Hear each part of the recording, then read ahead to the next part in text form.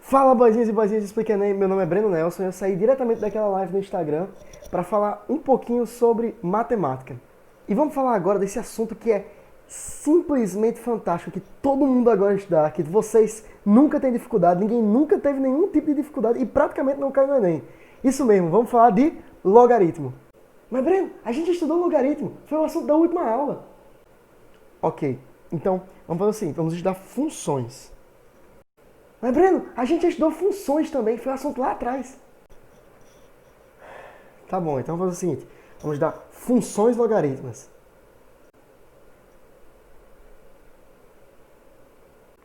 Tá, então se a gente já estudou as funções e a gente já estudou logaritmos, vamos estudar funções logarítmicas.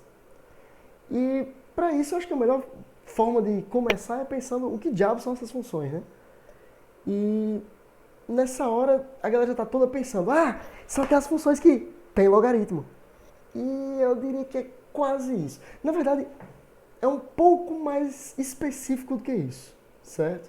Funções logarítmicas são as funções em que possuem um logaritmo, beleza, mas em que o x, ou seja, a variável de controle da função, a variável que vai ser o domínio da função, ela está no nosso logaritmando, certo? E o que significa ela estar no nosso logaritmando? Significa que ela não está na base, nem que ela está fora do logaritmo, certo? Então, um logaritmo que não possui o x, ele não vai ser um representante de uma função logarítmica. E um logaritmo que possui x só na base também não, certo? Então, não esqueçam, função logarítmica são as funções que possuem o x, possuem o logaritmo, e o x tem que estar no logaritmando. Quem está meio perdido do que é logaritmando, o que é função, lembra de assistir a última aula do Ximenes, que ele explicou bem direitinho o que é logaritmando, o que é base, o que é todas essas coisas do logaritmo, certo? Tá. Dando continuidade, eu quero pensar com vocês o que é o domínio e o que é a imagem de um logaritmo. Se você realmente não lembra o que é domínio, lá no conceito de função, reassiste a aula está muito bem explicada do meu amigo Daniel, que ele vai mostrar bem direitinho como o que diabo é um domínio. De maneira rápida, domínios são aqueles valores que a gente pode aplicar a x. São aqueles valores que a gente pode substituir no x. Que na maior parte das vezes é um números reais. É o conjunto dos números reais. Só que aqui a gente tem um detalhe. Você não pode substituir nesse logaritmo qualquer valor para x. Por quê, Breno? Porque o nosso logaritmando, ele não pode ser qualquer número. Nosso logaritmando, ele tem que ser maior do que zero. Se vocês lembrarem direitinho, lá da aula do Ximenes, a última aula de matemática, vocês vão perceber que nosso logaritmando sempre tem que ser maior do que zero. Então, todos os valores que você pode aplicar a x tem que respeitar a condição de existência. Então, ele tem que respeitar as condições para que esse logaritmo exista. Logo, o logaritmando tem que ser maior do que zero. Então, se nosso logaritmando aqui é x, nossa condição de existência é x maior do que zero. Isso significa que toda condição de existência, todo domínio é sempre x maior do que zero? Não. A gente pode pegar qualquer caso em que a nossa condição de existência exija que o domínio seja qualquer outra coisa. E nesse caso, por exemplo, nosso logaritmando não é só x. Nosso logaritmando é x mais 15. Logo, todo o x mais 15, tudo isso daqui tem que ser maior do que zero. Se tudo isso daqui tem que ser maior do que zero, a gente tem que fazer x mais 15 maior do que zero. Então, x pode ser qualquer valor maior do que menos 15. Esse é um típico exemplo em que o x pode ser menos 2, pode ser menos 3, menos 4. E a nossa função ainda vai fazer sentido e ainda vai ser uma função logarítmica. Certo. E a imagem? Qual é a imagem das funções logarítmicas? Se vocês pararam esse vídeo e reviram os nossos vídeos de funções, vocês podem perceber que as imagens são sempre um pouco mais difíceis de a gente descobrir. Exige um pouco mais de raciocínio. Mas na função logarítmica não. Na função logarítmica, a imagem é o conjunto dos números reais. Bom, né? Pelo menos dá uma facilidade. E a maioria das pessoas fica logo confusa e não entende. Meu Deus, como assim? A imagem é o conjunto dos reais inteiros. Então, vou fazer o seguinte. Vou deixar isso em stand-by. Quando a gente começar a pegar os gráficos, eu mostro o porquê. Porque graficamente fica bem claro de você visualizar que a imagem pode ser qualquer número real. E eu acho que a pergunta que todos vocês estão fazendo é como é que diabos cai no Enem? Qual a utilidade disso na minha vida? E a primeira resposta, que é a que mais caiu, e a que todo professor de matemática do mundo vai dizer, é escala Richter, que é a escala que mede a magnitude de terremotos, certo? É uma escala logarítmica e quando você vai usá-la, você sempre vai usar funções logarítmicas para avaliá-la. O Enem, inclusive, teve tipo umas 3 ou 4 questões que eu me lembro de cabeça que usaram a escala Richter. Outra forma de usar funções logarítmicas é quando a gente envolve determinado tempo que envolve taxa. Juros é um excelente exemplo, juros compostos é um excelente exemplo disso, porque os juros compostos em si são uma função exponencial, mas a manipulação deles é em escala logarítmica. Então, tipo assim, vocês vão ter que usar a manha, usar o jogo de cintura para transformar as funções exponenciais de juros compostos em funções logarítmicas.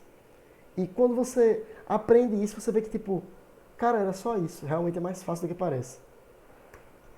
E a última coisa é a análise de gráfico. Normalmente, o Enem pega o gráfico, tipo, não dá muito contexto, sabe? Joga um gráfico de uma função logarítmica e pede para você descrever a função, ou dizer o domínio dela, ou... É mais descrever a função do que dizer o domínio. Ou analisar quando alguém vai alcançar alguma coisa. Então, é muito importante que vocês consigam avaliar e analisar gráficos. Tá, dito isso, vamos para os gráficos, né? E agora que a gente chegou nos gráficos, é que fica tão claro da gente visualizar o lance do domínio da imagem. Por quê? Lembra do que eu falei do domínio? O domínio, para um logaritmando, é que aquele logaritmando tem que ser maior do que zero. Aqui eu peguei 2 exemplos de que o logaritmando são x. E o que acontece? O domínio são todos os valores que você pode substituir x para poder gerar essa curva, gerar a nossa função logarítmica. Então, você percebe que os valores de x são sempre positivos. Ó, a gente não consegue substituir um valor de x ou zero ou negativo e ele bater nessa função. Se eu até quiser colocar aqui um valor aqui, ele nunca bate naquela função. Por quê? Porque a função nunca passa por um x negativo. Nunca passa nem por um x negativo, nem por um x igual a zero. Da mesma forma, serve para outra função também. A gente vê que o x é sempre positivo, os x são sempre na horizontal, né? São sempre valores positivos, e o y, não, desculpa, e o x negativo, você não consegue encontrar essa função, nunca. O que é bom, é fácil de você perceber. Quanto ao y, melhor ainda, porque por definição, o que era a imagem? A imagem é qualquer valor de y que você consegue passar e encontrar essa função. E se você prestar atenção direitinho, qualquer valor de y, ele toca na função. Você consegue puxar ele para a função. Saca? Tipo, serve lá de cima e serve lá de baixo. Qualquer valor de y. O que facilita muito você pensar que são todos os números reais. Da mesma forma, no outro gráfico, qualquer valor de y, tanto positivo quanto negativo, o zero, todos eles você consegue puxar uma linha horizontal para a nossa função. Logo, a imagem é qualquer número real. Aí beleza. Mostrei a imagem, mostrei domínio, mas não mostrei de fato os gráficos. Vamos pensar direitinho. Para analisar gráficos, eu costumo pensar em procurar cada elemento do gráfico dentro da função. Eu acho que isso facilita muito. E de cara, quando você olha uma função dessa, você tem que identificar, batendo o olho na função, se ela é crescente ou decrescente. E como você avalia isso? Através do nosso A. Quando você tem um A maior do que 1, a função é crescente. Então, se o A for 2, 3, 4, 5, 1,3, 1,001, 1,0001, todos esses A's, que são nossa base, são crescentes. E quando é que o A é decrescente? Quando ele for menor do que 1 e maior do que 0. Ah, Breno, e se for menor do que 0? Se for menor do que 0, você olha para aquela aula do Ximenes de novo e vai ver que a condição de existência da base é que o A tem que ser maior do que 0 e diferente de 1. Então, se o A for 1, o logaritmo não existe. E se o A for negativo, o logaritmo não existe. Aí se o A for 0,1, 0,2, 0,3, 0,4, 0,5, 0,6, 0,33333, o seu logaritmo é decrescente. Aí se o A for 3, 4, 5, 6, 7, 8, 9, 10, a sua função é crescente. Certo?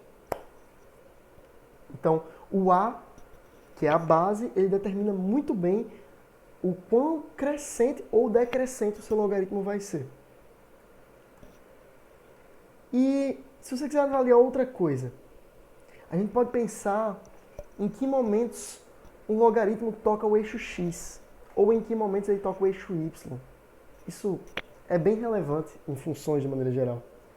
E o bonito, assim, o bacana, o charmoso desse assunto é que ele está na face nessas partes.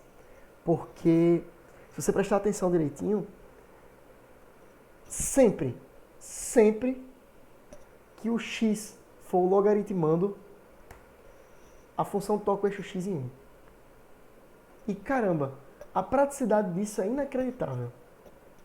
Tipo assim, se você tiver 3 log de x, 4 log de x, 80 log de x na base 4, log de x na base 5, 80 log de x na base 40, sempre toca o eixo x em 1.